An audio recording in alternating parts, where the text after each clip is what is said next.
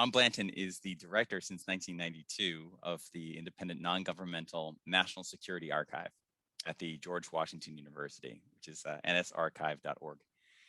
He won the 2004 Emmy Award for Individual Achievement in News and Documentary Research. And on behalf of the archive, he received the George Polk Award in 2000 for, quote, piercing the self-serving veils of government secrecy, unquote. His books have been awarded the 2011 Link-Kuehl Prize from the Society for Historians of American Foreign Relations, a selection by Choice Magazine as Outstanding Academic Title 2017, and the American Library Association's James Madison Award citation in 1996, among other honors. The National Freedom of Information Act Hall of Fame elected him as a member in 2006, and Tufts University presented him the Dr. Jean Mayer Global Citizenship Award in 2011 for, quote, decades of demystifying and exposing the underworld of global diplomacy, end quote. His articles have appeared in Diplomatic History, Foreign Policy, the New York Times, and the Washington Post, among many other journals. And he is series co-editor for the National Security Archive's online and book publications of more than 1 million pages of declassified US government documents obtained through the archive's more than 60,000 Freedom of Information Act requests. And that is the topic that he'll be talking about today. Please give a warm MSSR 2021 welcome to Tom Blanton. Thank you, Jarlath. That was a wonderful, warm introduction. And thank you for all your organizational work to make this symposium happen. And thanks to Anna for just the inspiration and the leadership, because this is a fantastic initiative. And I especially want to point everybody to the resource, The Bridge, which is part of your whole website presentation, because it shows the incredible opportunities there are for archival and documents work in Russia, in the former Soviet Union, despite all the current difficulties. And that really was put together by my wife, Svetlana Savranska. You'll be hearing from her tomorrow on some current issues in US-Russia relations. But also want to say a huge thank you to the Carnegie Corporation of New York for some really visionary philanthropy, but both in support of this initiative and support of the archive. I really mourn the loss of Vartan Gregorian. There was an old phrase when I was growing up playing basketball, be like Mike, meaning Mike Jordan, the greatest ever. And I would say that in today's world and today's challenges with today's US-Russia difficulties, my line would be like Vartan. You know, I'm not saying you have to go back to Tabriz, Iran to start your career all over again, but the languages, the empathy with the other, the determination, the global perspective, and the building of institutions that then diffuse knowledge and make the world a better place. That was Vartan Gregorian. So you've already heard in this symposium from experts and diplomats and veterans of US-Russia relations and scholars of Russia. My role here, as Jarlath said, is to bring the documents to the table, to sort of give the view through the Freedom of Information Act to some of the issues and challenges in US-Russia and some of the history that we need to learn from. So I'll start with just 3 cautions, however, 3 sort of warnings right up front. One warning, the great German historian von Ranke was the first one really in the 1800s to pioneer the application of archives to the study of history. And one of Ranke's rivals commented about him, the dust of the archives has blotted out original thought. And indeed, there's a caution for you. My second caution, think about Sir Walter Raleigh sitting there locked up in the Tower of London, writing his history of the world, and about to get his head cut off, actually, who warned us, beware of following history too close at the heels, for it may kick out your teeth. This is a risk I take every day of my dental work. But my third caution comes from Oliver Cromwell, who wrote to the Parliament, I beseech thee in the bowels of Christ to consider that you may be wrong. Now, I always had problem with that visual, the bowels of Christ. I really had a hard time with that. But you have to consider that I may well be wrong in everything that I'm about to say to you. And so keep that in mind. That attitude of skepticism is extremely useful for scholarship and international relations. And I may be wrong. So feel free, ask me some tough questions when we get to the end, and I'll try to run through some of my big points. My main ones are these four. One of them is to study the documents is to see vividly the interactive quality of international relations. You all know the security dilemma, how one side's defensive actions are perceived by the other as aggressive actions, and vice versa. And the documents really pile example after example after example, especially when it comes to nuclear weapons, but also I would say in the cybersecurity arena today, and I'll come back to that. So my second point would be the documents tell us, watch out for the official spin. There's almost always more to it, almost always more that actually contradicts the government line. And it's really worth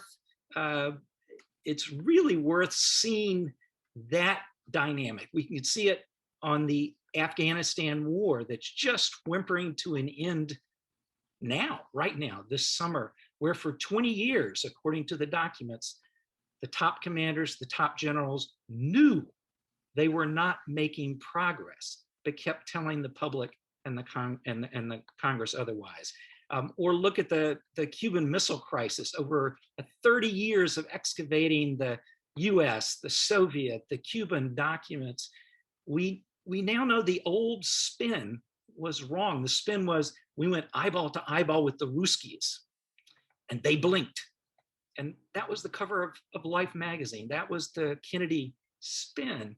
Now we know there was a backdoor deal, there was diplomacy, there was negotiation, that both sides blinked, thinking events were getting out of control, and walked back from the brink. But that spin, that you can ratchet up pressure on your opponent and ultimately they will back down, that led straight into the Vietnam War, and Hanoi didn't back down.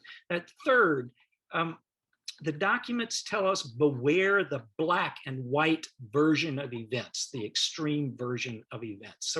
So for example, take the biggest espionage trial of the Cold War, the espionage trial of Julius and Ethel Rosenberg, right? Accused of stealing the atomic secret, providing it to the Soviets, jump-starting the Soviet bomb program. Their accusers said spies, their defenders said they're being framed by the government. 50 years later, in court, we get the grand jury records that show both those positions are correct. Julius was a spy running a spy ring. Ethel was framed and sent to the electric chair. Shouldn't have been. How do we know that? Because in the grand jury records, we can see Ethel's brother changed his testimony to save his wife and fry his sister. Julius was a spy, not an atomic spy. His big score was actually the proximity fuse. So that was a huge advantage to the Soviets during World War II to understand how that worked technically. So both sides of that black and white debate were correct, say the documents. It adds so much more nuance and context, and that's one of the great virtues. So you got the interactive quality, you got beware of spin, you got beware of the black and white version. And that brings me to my fourth point, which is the documents are not truth. I'm not saying they're not true, but they're not truth. They are evidence. Evidence that has to be weighed against other evidence. Evidence that has to be interrogated the way you interrogate a witness. You have to ask of the documents, who wrote them? Why did they write them? What were they trying to accomplish? Who was supposed to read them? Who actually did read them? Who saved them? Who classified them? Who declassified them? How did we get them today? How do they compare to other documents of that same time or subsequently? How do they compare with interviews? How do they compare with the public record? Evidence. Let me just give you an example from the front pages last month. So you probably read or saw the Pentagon finally released an internal study dragged to it by Congress of UFOs.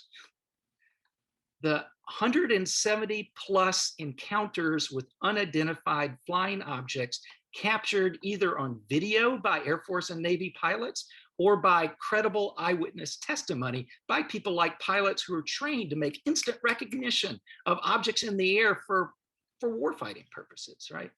So all these reporters start calling the National Security Archive. Well, do you have any documents on UFOs? And I say, well, my board of directors said, don't do UFOs. There's too many people out there chasing documents on UFOs.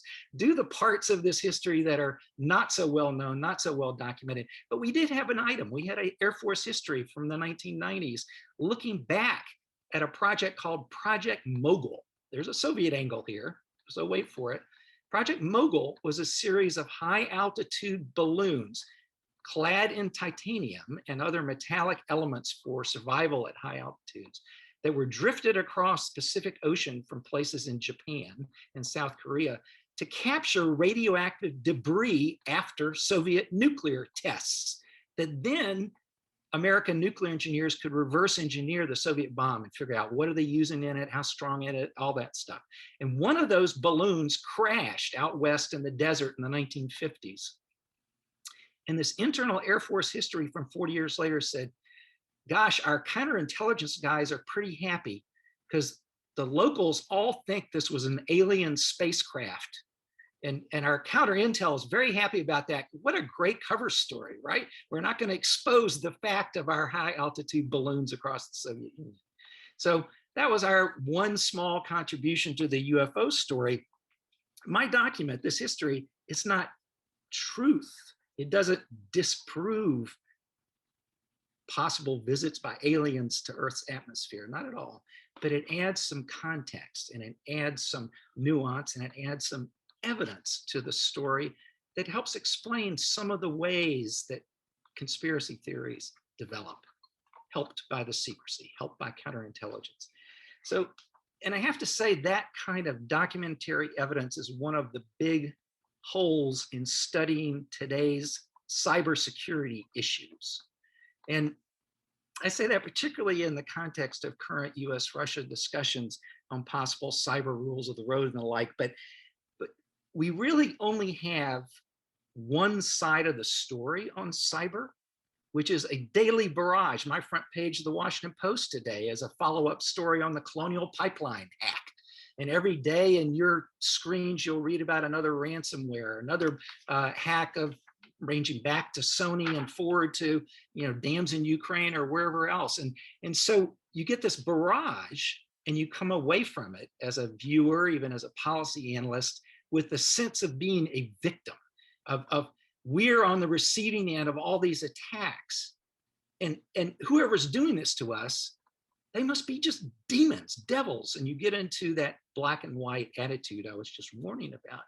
But the fact is, and we know this just from a few documents, the United States has been doing offensive cyber operations for more than 20 years, back to the 90s. We only have documented one of those operations. It was called Glowing Symphony, and it was an extraordinarily successful takedown of ISIL's social media accounts that they were using to recruit folks to come to Syria and Iraq to fight for the Islamic State. And Cyber Command took them down, and a year and a half ago was so proud of what they'd accomplished that they actually responded to our Freedom of Information Act request and gave us the after action reports, declassified. But it's the only one of what must be hundreds of similar cyber operations out there today. We know a little bit about Stuxnet, for example, because some whistleblowers inside talked to David Sanger of the New York Times because of the way that malware targeting Iran and Iran's nukes actually came back to bite us in the rear in our own global networks. But we don't have documents on that. We just have some oral accounts by some inside whistleblowers. But the rest of our cyber offense is a blank slate. It's hidden behind the secrecy veils, and it produces a lot of paranoia and security dilemma thinking out there.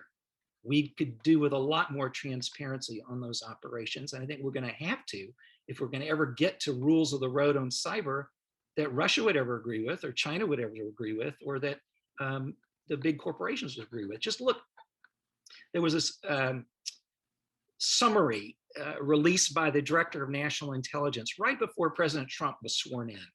And it was summarizing the state of intelligence community knowledge about Russian interference in the 2016 elections in favor of Trump against Clinton.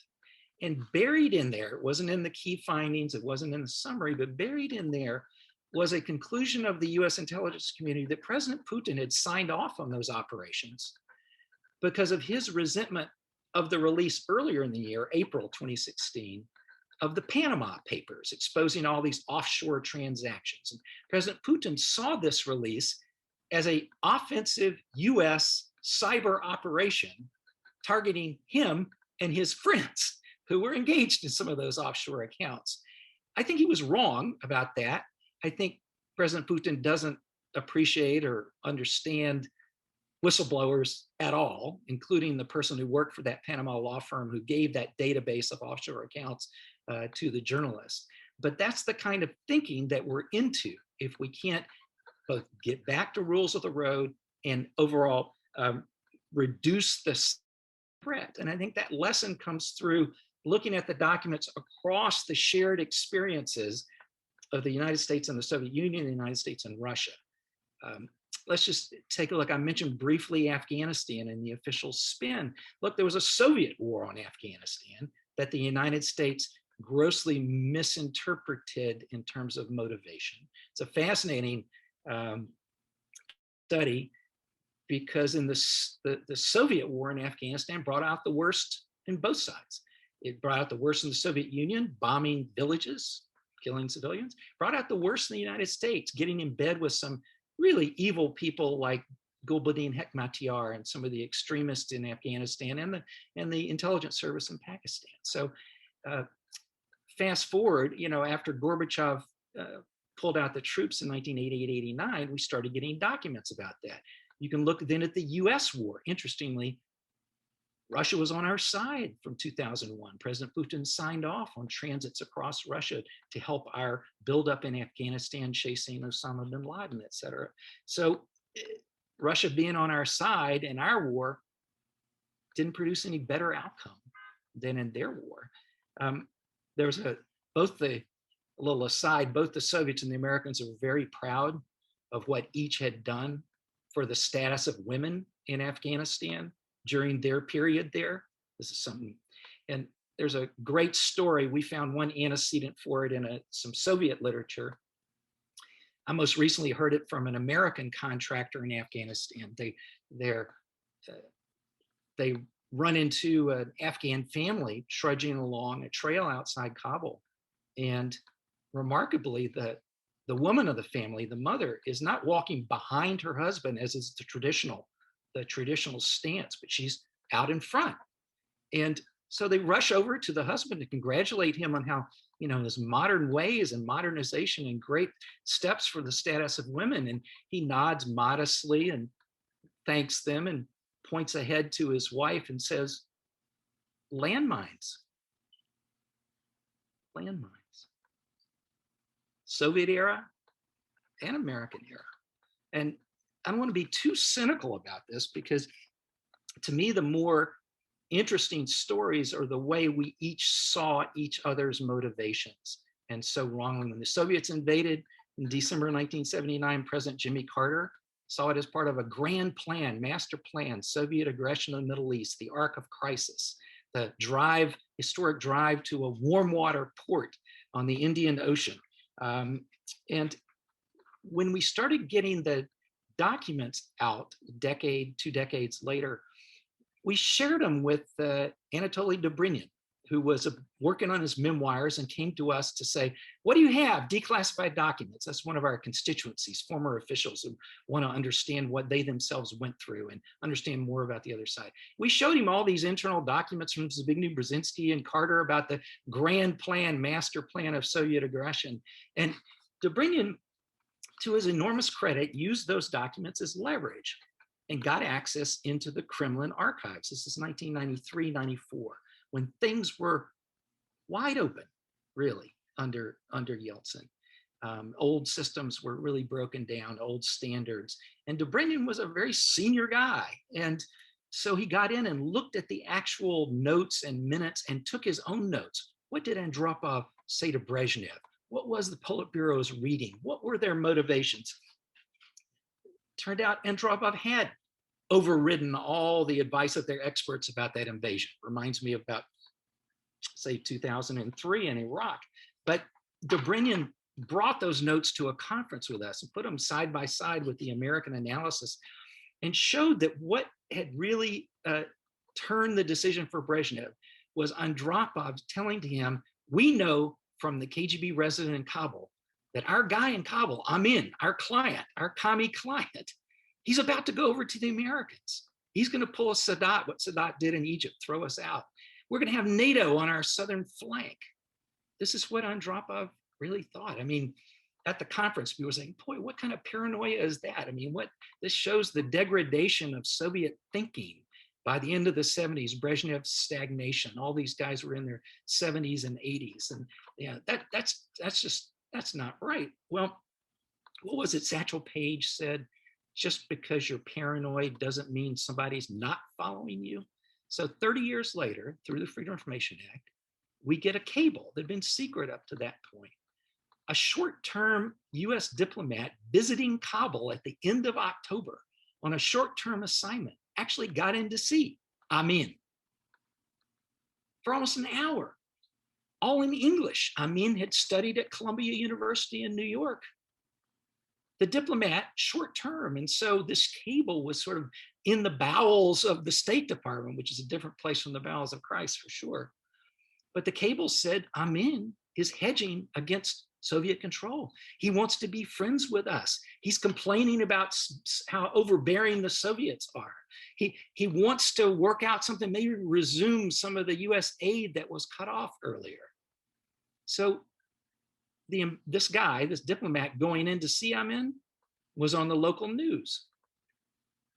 Now, substance of the conversation, it was just the two of them talking English, no interpreters, no other staff. But now we know where Andropov got this idea. He wasn't so wrong. It's fascinating. And the Americans didn't see it, didn't see the interactive quality, didn't see the rising sense of threat. We published this in the New York Times just a year and a half ago, right after President Trump had defended the Soviet invasion.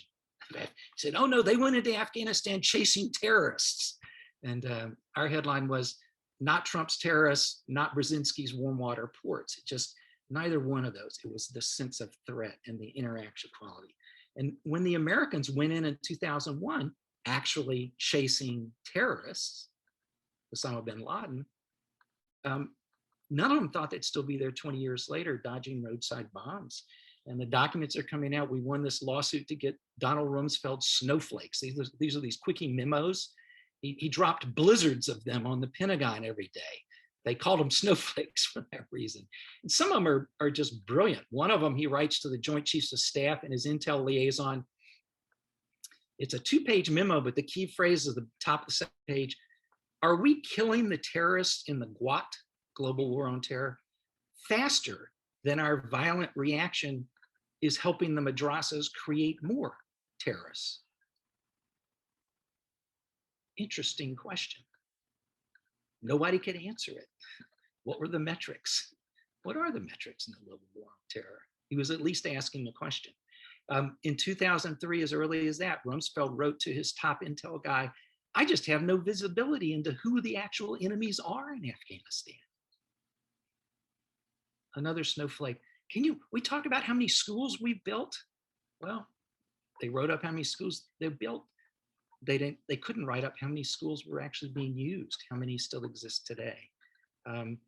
The clarity, you put that together with interviews done by the Army History Center and the Inspector General, and you see that 20 years worth of official statements about progress in Afghanistan, actually, when they're talking to each other, talking to themselves, they know it's not happening. It's not happening. Think about the on this overall theme of interaction, I was fascinated to hear from Anna the idea of doing trilateral discussions, Chinese, Russian, American, and West Europeans. And I noticed that one of the lectures is about the so-called Kissinger's triangle of US, Soviet Union, China. And I just want to say the document suggests that Kissinger doesn't deserve any credit for that triangle. And it's a fascinating revision of history that you only know not from reading Kissinger's books, but from reading the declassified record of what he and the Chinese and the Soviets actually said to each other at the time. We won a lawsuit against the State Department just to get those transcripts. Kissinger had taken them with him when he left the State Department in 1977 and moved them to the Library of Congress. An earlier lawsuit, I think Justice Stevens commented, well, it does raise the implication that Dr. Kissinger put them in the Library of Congress because Congress made itself not subject to the Freedom of Information Act. Yes. It took us years, but we got the State Department to recover those. And in the early 2000s, we took those MIMCONs to Beijing. A little bit more document interaction. We showed them to a very interested audience of Chinese scholars, former diplomats, academics, and they were fascinated to read. You can picture the scene, the famous Nixon-Mao meeting. There's Kissinger, his note taker Winston Lord in the official photograph. You can only see his wingtip shoe because Kissinger didn't want the Secretary of State to know that he'd taken a junior staff with him and left the Secretary of State, Bill Rogers, out of the meeting.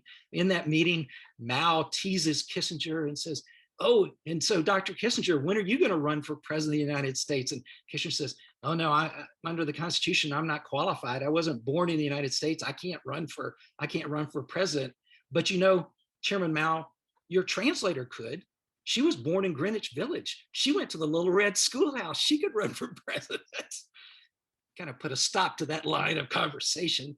But what we were fascinated by was when we produced our documents, the Chinese started showing us their documents. Turns out the foreign ministry did an academic training for their diplomats on the whole triangle relationship, except the title of their course was called Playing the American Card. Not playing the Chinese card, playing the American card. Turns out the documents the Chinese gave us dated back to early 1969 when Soviet and Chinese forces clashed on the borders. And 4 old marshals, friends of Mao's from the Long March, who'd been sent for their own safety to a little factory to get out of the way of the Red Guards. They wouldn't be thrown out of the windows. These 4 marshals looked at those clashes and said, you know what? We're having some real problems with the near barbarian, meaning the Soviets. It's time to reach out to the far barbarian, meaning the Americans. So they wrote a recommendation memo to the Chairman Mao saying, you got to reach out to the far barbarians to bring them in to play off against the near barbarians. And it still took 2 years. Kissinger in his own memoir says the signals they sent were too subtle by far for us, us Americans. They had Edgar Snow on the Arch of the Revolution in Tiananmen Square with Chairman Mao, which is unprecedented appearance for an American, et cetera, et cetera. Anyway, I won't go on into that, but the fascinating thing about this dynamic is, within 2 years, you have Nixon showing up in China, the far barbarian coming to pay tribute to the emperor, repeating elements of Chinese history going back, hundreds, if not thousands of years. It's a fascinating story for so many reasons. And I'll just give you one more, which is Kissinger firmly believed that triangle was going to force Hanoi into ending the Vietnam War, that pressure from Beijing and pressure from Moscow would bring Hanoi to its senses. And in fact, we know from the documents, Hanoi hated this whole idea. Hanoi totally resisted it. When Nixon went to China, Hanoi became even more obstinate in the Paris peace talks. It was like the hatred for China was in certain ways as great as the hatred for the Americans who were bombing them at that precise time. And the obtuseness of American diplomacy in thinking that this would work to our benefit is a fascinating dynamic of interaction. But excuse me, a bunch of trucks are passing outside. Let's hope they don't drive in the driveway. But here we are at Monterey. So we got to talk about nukes. This is, Bill Potter built this amazing institution. And so I want to say a couple of positive things about China, right? China and nukes, which not something you're going to hear usually, but for ever since their first nuclear explosion in 1964, which the US kind of partly predicted, good intelligence and such, unlike the Soviet test of 49. China chose a nuclear posture that was probably the only rational nuclear posture among all the nuclear powers. It's called finite deterrence. They understood with 25, max 30 ICBMs, that was enough. They didn't need to build up the 70,000 fissile warheads that the US and the Soviet Union built up. They could protect themselves, they could deter. And it's a fascinating dynamic because that was what the head of the US Navy recommended to the US in 1958 and 59. Finite deterrence. He said just a handful of Polaris submarines on patrol would have enough nuclear megatonnage to destroy the Soviet Union. There's a great memo we posted on our wall from 1960. The head of the Bureau of the Budget, a guy named Maurice Stans under Eisenhower, he writes, I've just had my briefing on Polaris, and for only a couple $100 million, we could have these subs on patrol and have a very effective deterrent against the Soviet Union, which raises the question, why do we need all these ICBMs and all these far-flung bomber bases and all this other stuff that's going to cost billions? And when I raised that question, I was told that's somebody else's problem. So the budget guy goes back to the drawing board.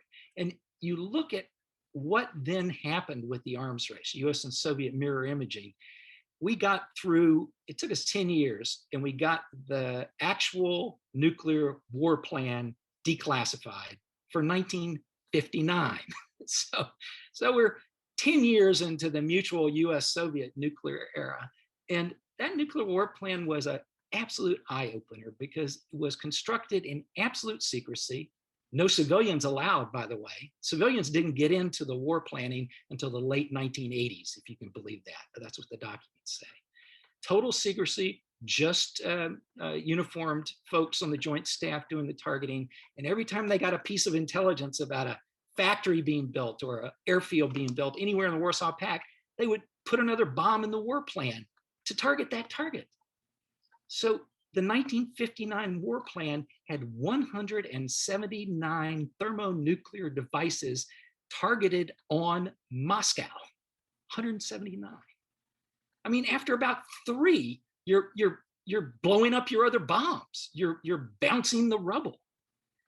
Even more insane around the Warsaw Pact, East Berlin had 91 nuclear bombs targeted on East Berlin. 91. Did anybody tell the Joint Staff we have thousands of US and Allied troops in a place called West Berlin? What's going to happen to them?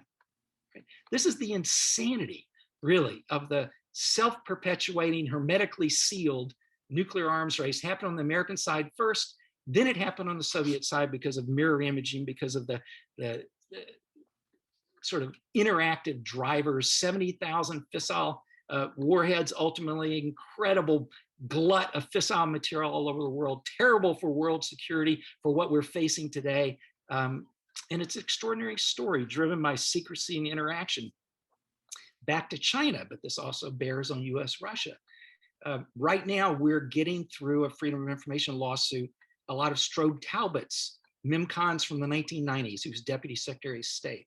And a couple of my favorite ones, you have the Chinese complaining to Strobe about Americans' anti-ballistic missile defenses. Why are you spending billions on ABM? And Strobe says, no, you guys, you got it wrong. They're not targeting China. That's about North Korea. We just don't want North Korea to be able to launch something that can hit San Francisco. We got to be able to try to shoot it down with the interceptors. And the Chinese say to Strobe, it doesn't matter who they're targeting for. They diminish the credibility of our deterrence. Between that point and today, the Chinese have built up about tenfold their nuclear arsenal. They're now approaching 300 deliverable nuclear weapons. This summer in the Washington Post, the great columnist David Ignatius, usually reliable, wrote a whole column. Why the Chinese nuclear buildup? Why the buildup? It must be about pressuring Taiwan. Nowhere in the op-ed was there the words missile defense. Russia sees it the same way. It doesn't matter if we're targeting Iranian missiles.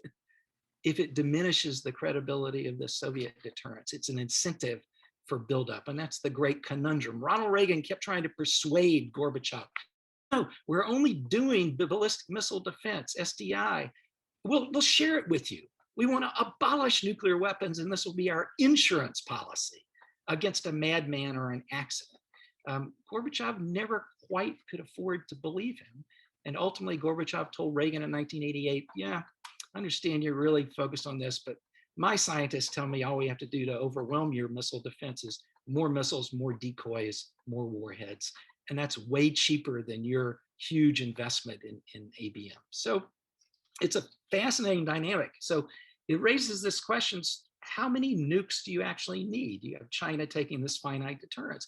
And you go back to the documents on the Cuban Missile Crisis and you see that John F. Kennedy was deterred from invading Cuba by the chance of one medium-range missile landing on Atlanta from Cuba, one.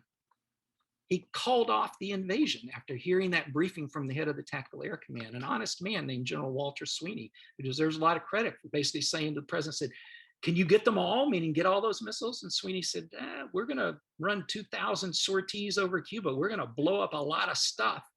But no, I can't promise you that I can get them all. We may not even really know where all of them are. And in fact, they didn't know there were about 100 tactical nukes in Cuba, including one on a cruise missile 15 kilometers from Guantanamo. If the United States had invaded, boom goes Gitmo. And where that would end, doctrine was you reply with a nuke. I don't want to, McNamara is the one who, in our conferences in Cuba, said, who knows where that would have ended. So we know how close we came and how out of control from the documents. I mean, think about, at the quarantine line, we're blockading Cuba. So the Soviets had sent some submarines, diesel submarines. We didn't know, but on each submarine was a nuclear torpedo, and the sub-commanders could launch it if we scored a hole in their hull or they were sinking. One of those nuclear torpedoes would take out not just an aircraft carrier, but an aircraft carrier and much of its accompanying fleet, right? So our anti-submarine guys are following these subs, tracking them all the way from the North Sea, all the way down to the Sargasso Sea. And they're using these little, totally approved by Washington, even a discussion on the Kennedy tapes. It's called little signaling grenades. These little grenades that you drop over the water in a certain pattern, Morse code pattern that says, come to the surface, we know where you are. Well, on the Navy ships, these guys are getting pretty frustrated. These little pop firecrackers, they call them. We can do better than that. That they then would take the grenade pin, but put it into a cardboard tube, actually a toilet paper tube. Imagine those little tubes in the middle of a toilet paper roll. Put the little grenade inside the tube, drop it overboard. It would take a couple minutes for that cardboard to start to disintegrate and the pin to pop up. And meanwhile, the grenade is going down, down, down, closer and closer to the sub. Boom. In the diary of a Soviet lieutenant on one of those subs, he writes about the feeling of being inside an oil drum where somebody is hitting it with a sledgehammer on the outside. And these guys have a nuclear torpedo. That's how close and how reckless and that we came. I mean, and how do we know this stuff? Because documents leverage documents. Let me paint you a scene. We're in the conference room of the Palace of the Revolution in Havana. Across the table is Fidel Castro. I'm on this side with McNamara and Schlesinger. Down at that end is Gribkov, who planned the deployment, Leonov, the KGB guy, Sergo Mikhayan, son of Anastas Mikhayan. And having this pretty amazing multiple discussion based on documents. Our lawyer, who'd won a lawsuit, breaking loose thousands of pages, makes a presentation to Fidel, literally 20,000 pages, declassified US documents, transcripts of the tapes, and best of all, brand new, just from the release, the Kennedy-Khrushchev letters, where the US and Soviet leaders bargain Fidel's fate, without him in the loop. Fidel's fascinated by this. He gets a sense, he snaps his fingers, And from the corner of the room comes one of his bodyguards carrying a banker's box, drops it in front of Fidel. Fidel starts flipping through the files. Oh, look at this. This is the letter Comrade Nikita wrote me afterwards, apologizing for pulling out his missiles and announcing it on the radio and telling me, please come visit me in the Soviet Union. You're young and passionate now and mad at me and all that, but we can make up. Come on, I'll still help you out. More or less a blank check for Cuba. Historians didn't know about this letter. Castro drops it on the table and makes a joke, kind of a feeble joke. He says, yes, this declassification stuff, it must have something to do with the class struggle. Everybody laughs. He's a dictator after all, and you keep him happy. That's the way you survive. So it was a fun moment in the conference. But fast forward to the next time we were to Armageddon, 1983. And who knew? Because it was in total secret at the time. The war scare of 1983, a NATO nuclear command exercise called Able Archer. We're proceeding November of 83, ratcheting up our there's about 50,000 extra troops in Europe for the exercise. We got people playing different roles. The whole European command is involved. And all of a sudden, this Air Force guy, I think he was just a brigadier, maybe a major general at the time, named Leonard Perutz, he starts getting these intercepts. The Soviets are going on high alert. Another intercept. They just moved nuclear bombs out to the planes on the runway. This is talking November 1983, right? Whoa, they've just moved the planes over to the edge of the runway, ready for takeoff. Oh, out of Moscow, the head of the Soviet Air Forces has raised the alert status of the whole Soviet Air Force. These are all intercepts. How can I quote them to you? They're above top secret, Umbra, Gamma, no foreign, right? That's the codes on them, because they were just declassified in January of this year, finally, showing that the Air Force guy got it right. An internal top secret study by the President's Foreign Intelligence Board credited Perutz with saving the world. Because what Perutz did watching Soviet escalation was to stand down. He did not escalate. The board said he wasn't trained to do that. He didn't know better. He didn't have any instructions about what to do, but his instincts told him they're going on high alert for why? Let's not do anything to spook them. Let's not escalate. He stood down. That board report wouldn't exist except Perutz on his retirement wrote a nasty letter saying the CIA has gotten this wrong for decades. Please look into this. The Soviets went on high alert. There's no evidence of this high alert in the Politburo documents, by the way, because Andropov was in the hospital on a dialysis machine. The Politburo never even talked about the NATO exercise. But this was happening at the military level, at the mill-to-mill level, like the submarines at the quarantine line in the Cuba crisis, military level. There were so many nukes around, things could so easily escalate and get out of control. And one guy decided to de-escalate. And that's kind of one of my big points about interaction. The biggest progress in international relations has come from de-escalation, not escalation. Just look at Biden and Putin meeting last month in Geneva. Made this, people wondered if what they were going to do that was productive or constructive. And what they did was produce a statement that was the same statement that Ronald Reagan made with Mikhail Gorbachev at Geneva in 1985, which is nuclear war can never be won and should never be fought. And this was a big advance given the level of tensions. But look back in 1985.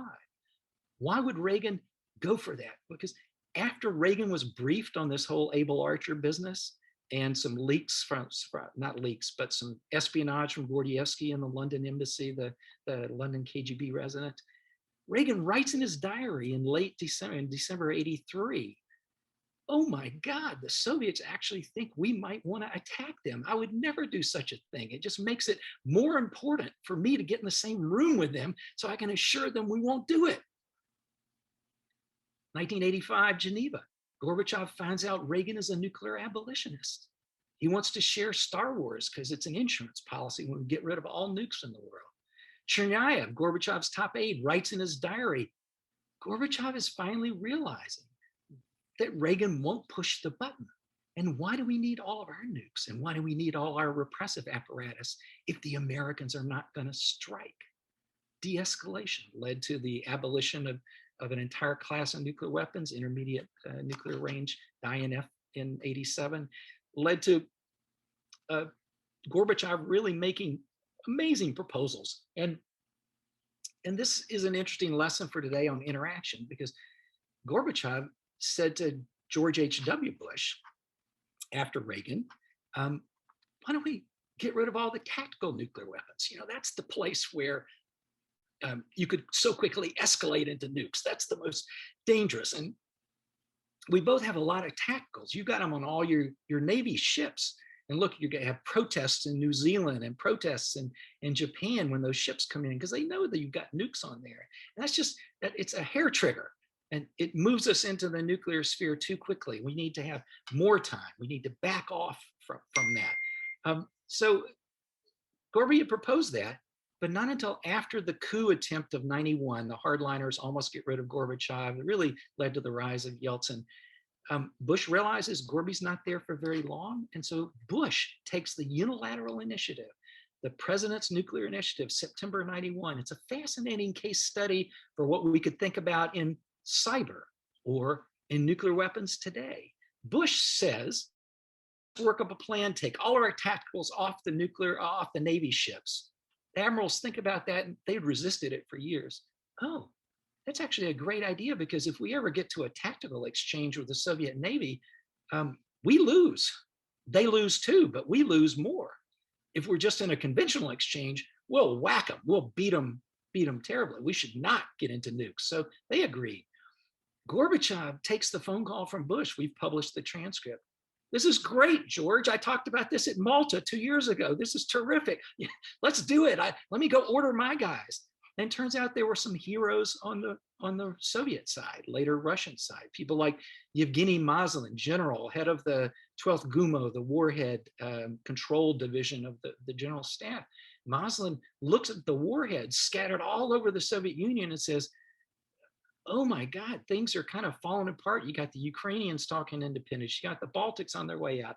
You got the Kazakhs that even had closed Semipalatinsk in August, right at the time of the coup. We're losing control here. And so Maslin sets about regaining control of all those warheads with the help of Bush's unilateral initiative and Gorbachev's agreement. And thank God. Fast forward December 1991, Secretary of Defense Dick Cheney goes on Meet the Press, I think.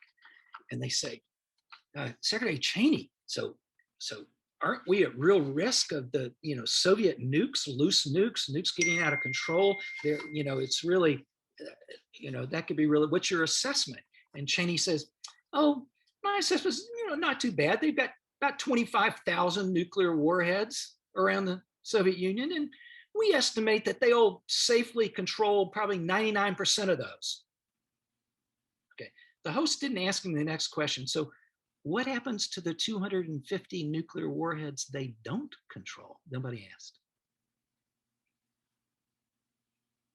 The reason none of those 250 got in the hands of terrorists or other actors is because of an amazing bipartisan program that Bill Potter's tenured professorship is named after, the Sam Nunn and Richard Lugar professor he is, because Nunn and Lugar, Dem and Republican, saw the threat, saw the quickly declining central control over nukes, passed bipartisan legislation, reprogrammed Defense Department money to invest in the Soviet Union and then the Russian Federation in controlling the warheads, demobilizing the missiles, destroying the silos, cleaning up the nuclear waste, centralizing all this in the control of Moscow. And that's one of the great myths about US-Soviet relations, is that so many Russians today really believe the United States was delighted when the Soviet Union broke up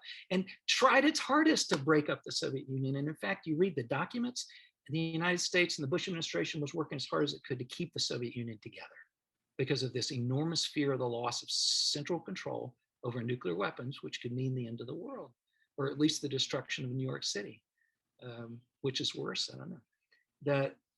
The core American goal, and just think about the famous Chicken Kiev speech. Bush goes to Ukraine and says, you guys, we appreciate that, you want some independence, but beware of this kind of suicidal nationalism, right? So imagine the Ukraine crisis today if nukes were in Ukraine. Some Ukrainians would say, well, if we had nukes, we wouldn't have this crisis today. The Russians wouldn't mess with us. I think otherwise, it actually creates a far more dangerous and destabilizing dynamic. And so I would just go, I want to sort of leave you a little time for questions. And so I'm just going to try to end with that really underappreciated success of the whole Nunn-Lugar program at rounding up the nukes and cleaning up the mess. Svetlana and I were in Kazakhstan in 2015, 2016. They took us up to Semipalatinsk, the site of all these hundreds and hundreds of Soviet for overground and then underground tests. You can't land at the place where the overground tests were for more than about 20 minutes without getting an unacceptable dose of radiation. But you can land on top of the mountain, Deescalation mountain, underneath which were all the shafts where they planted the bombs. Well, it turned out after the end of the Soviet Union, there was a bunch of plutonium down there left over from these different experiments. And what a cleanup job, because given the economic state in Kazakhstan in the 1990s, like so much of the former Soviet Union, thieves were coming on to Semipalatinsk to rip up the copper wiring to sell the copper on international markets. Radioactive copper cables were showing up in markets in the Koreas. So the cleanup was huge, but how to actually get that done? Well, the United States provided the money, and Kazakhs provided some indigenous expertise from the Kurchatov Institute and the will, the national will. And believe it or not, American scientists got Russian scientists at some of those labs like Arzamas and elsewhere, Chelyabinsk, to come to Kazakhstan and help point out where the shafts were. Exactly how much plutonium, the total state secret. The actual makeup of the bomb being tested, total state secret. But by coming, they could participate in the actual sealing of the tunnels, recovery of plutonium, and making that place, if not habitable, it's not habitable. The Kurchatov Institute, which had been the bait where Sakharov actually designed the Soviet H-bomb, right, is now an environmental monitoring station trying to track what will be 10,000 years of radiation at that place. But you have a sense from the Nunn-Lugar program of the kind of optimism even. And you have the Kazakhs who now become a part, certainly under Obama, and they hope to do so again, of a global nuclear security regime where people ban nuclear weapons, ban nuclear testing, and begin a real process of denuclearization like we managed in the former Soviet Union. So, and I guess that's my final lesson from all the documents. And it's really a quote from the former Los Alamos lab director, Siegfried Hecker, who was so much a part of these cleanups at Deescalation Mountain and elsewhere in Kazakhstan, and who personally flew into some of the airstrips in those former secret cities in Russia, meeting some of those scientists for the first time, shaking hands on the runway. He assembled a terrific set of essays and memories of this whole project over 20 years in a 2-volume collection that's really worth a look if you haven't seen it.